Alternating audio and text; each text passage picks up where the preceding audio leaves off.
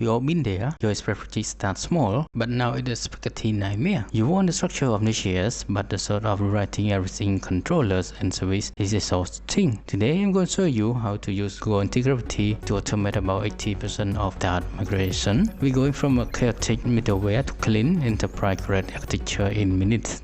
I have an existing legacy Expressjs that I want to transition into a clean Node.js architecture. To initiate the migration, access the agent manager, select your target widget, and open a new discussion thread. Instruct the AI to refactor the code base into Node.js. Once the strategy is set, click Process to trigger the generation.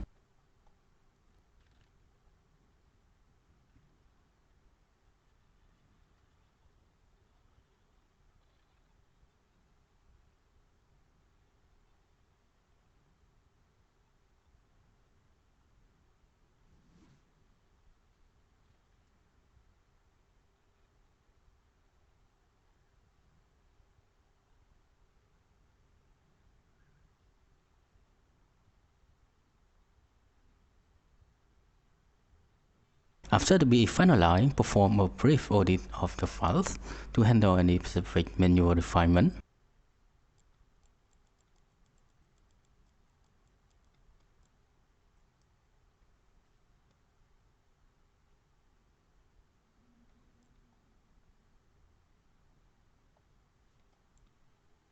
The AI has successfully refactored the codebase into the Node.js directory. Let's initialize the widget to verify the build.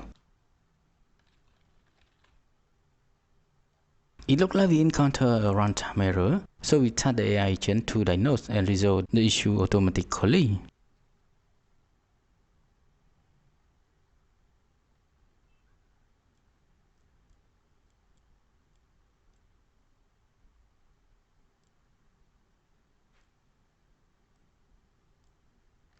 With the runtime error resolved, we can now launch the application and validate the API endpoint.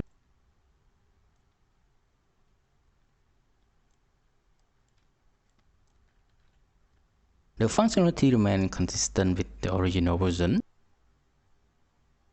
but the revalue is in the transformation. Comparing the two structures, we notice a highly organized architecture, unlike the Express setup, which rely on manual middleware and verbal controllers. The new Node.js build utilizes decorators and modular logic to keep the code base clean and scalable.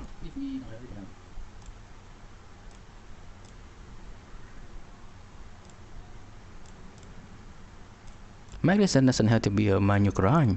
With Antigravity, we focus on the architecture while the AI handles the boilerplate. Ready to clean up your own spaghetti code? Head over to the Agent Manager, start a new thread, and see how much of your migration can automate today. If this migration saves you some serious deal time, hit the like button and subscribe to ScienTeck for more deep dive into AI-driven development and backend architecture. What's the biggest pain point you hit while migrating to Node.js? Drop a comment below. I would love to help you troubleshoot it in the next video.